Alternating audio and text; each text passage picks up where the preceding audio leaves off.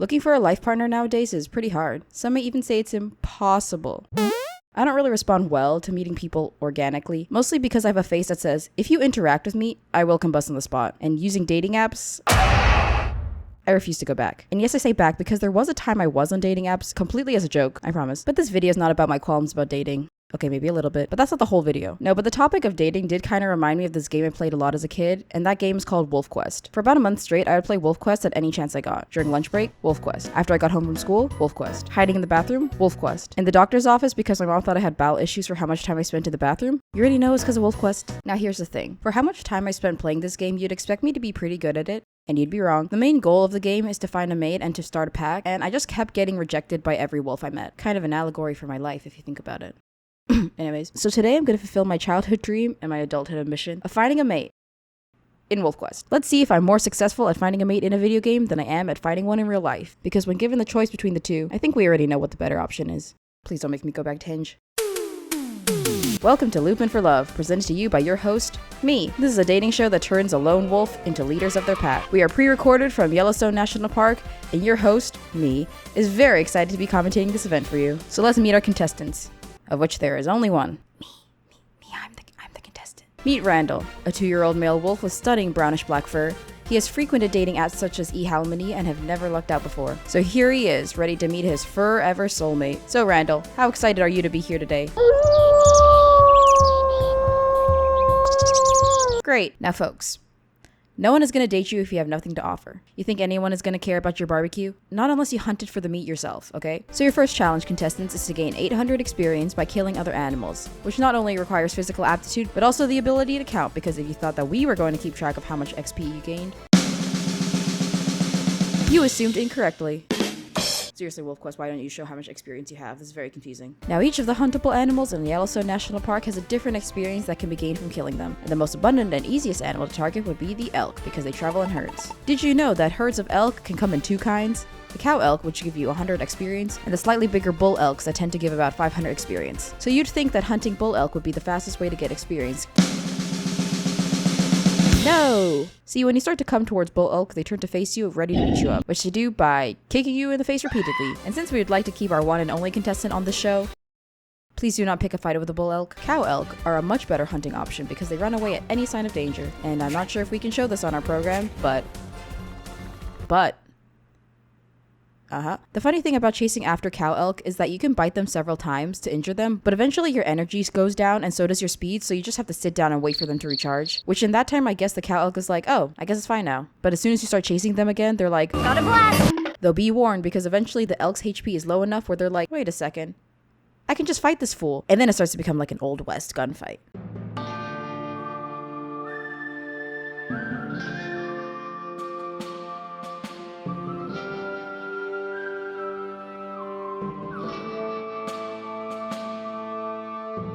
Howdy, stranger. I ain't never seen you in these parts before. I ain't from around here. Where I'm from, they call me Rowdy Ranger Randall. And who might you be? I'm the sheriff of this here land, and you, sir, seem to be trespassing. Don't have a first name, Sheriff? My friends call me Elton John, and you ain't no friend of mine. Well, Sheriff, it do seem like you got something here that I want today. Well, I ain't going down without a fight. God dang it. God damn.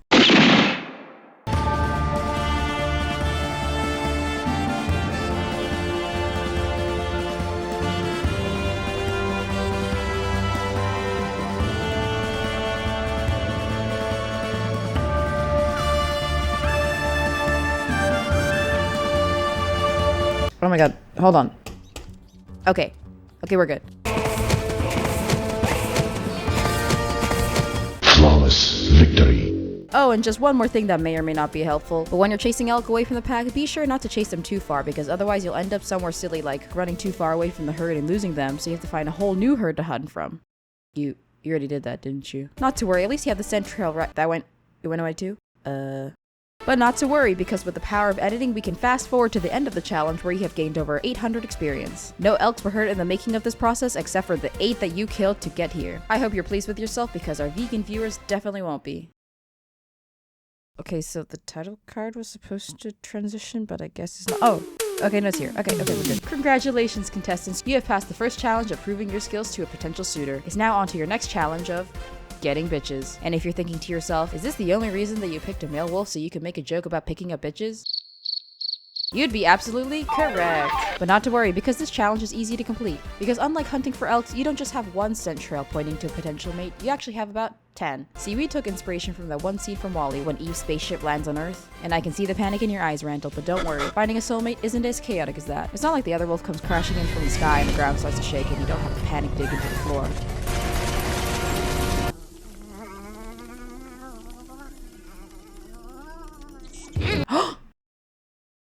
I found a woman. Wow, okay, it looks like Randall has found his potential partner. Great, you have now completed your second challenge and now on to the third. I swear I told my editors to make the transitions go. Ugh, okay, thanks for that. Thanks for that, guys. Now, in order to complete the third challenge and secure a mate, the contestants need to interact with the potential mate and secure 5 hearts. We are going to switch over to our reporter on the scene. Me. It's still me. Who is going to give us a play-by-play of the interaction. I felt like I needed an outfit change. Alright, I'm your reporter on the scene, and we are currently hiding in a bush to witness our contestant try to court this dispersal female. You might be wondering, what the hell is that accent? Well, I've been watching a lot of David Attenborough documentaries lately, so that's probably where it came from. I am trying my best, and my best still isn't that great. It seems as though this dispersal female is waiting for Randall to make the first move, which he does with a simple hello. The dispersal female returns the favor. A very to-the-point approach from Randall, but the dispersal female appreciates the straightforward nature and returns his courtship. As it seems, Randall's making good progress towards making this dispersal female his mate. You know, this would be a lot more engaging if I actually could see Randall. Bruh. He repeats again that he likes her, and it seems as though Randall has fumbled a bit and has now lost a heart during this interaction. Will he be able to pull it back? Yes, he was able to recover another heart, but what will the next step be? Randall has to make the next move in this relationship. Will he suggest that dispersal female starts pack with him? Randall seems to have chosen a very risky approach, but seems as though it's now or never, and... Oh dear God, Randall, that is not how you court a lady. Wow. Oh, but it seems like this dispersal female is intrigued by Randall's interesting approach. Hey, we don't have them mic'd up. Why are they so loud? Okay, I've had good enough of this. Back to the other me. I mean the other host. Cut. Well, it seems like Randall has successfully become mates with the dispersal female, who we can now refer to as Twinkle. Congratulations to our contestants for completing the third challenge of finding a mate. I think it is only appropriate to show a montage of Randall and Twinkle's best moments together.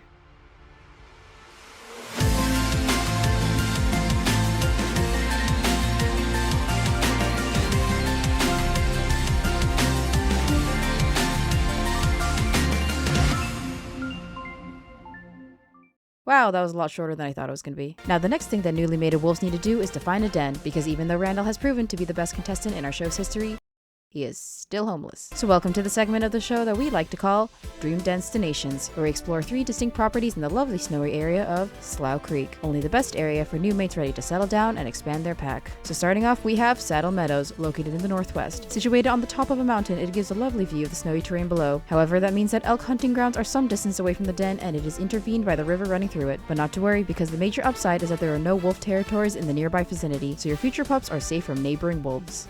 Next up, we have Aspen Heights, located in the northeast. Situated on a flatter plane compared to our previous area, but still a gorgeous view among the trees.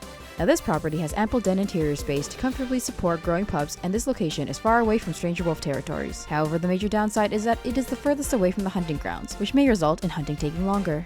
And last but not least, we have Bison Peaks in the southeast, which has a unique architecture compared to the previous 2 properties in that it is under a large tree.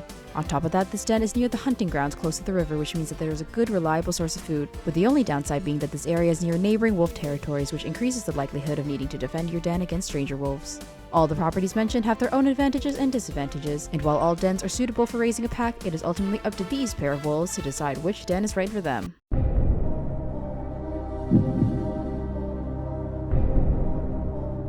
And it seems as though they have chosen Aspen Heights, which was my personal favorite, no bias at all. Now, in order to cement their presence at their new den, they need to claim their land by peeing and howling in the general vicinity. Yep. That's how you claim land, folks. You pee and scream. Thank you for tuning in to our one and only showing of Lupin for Love. We hope you enjoyed the show, and we will not be seeing you again soon. Okay, bye. Okay. Yeah.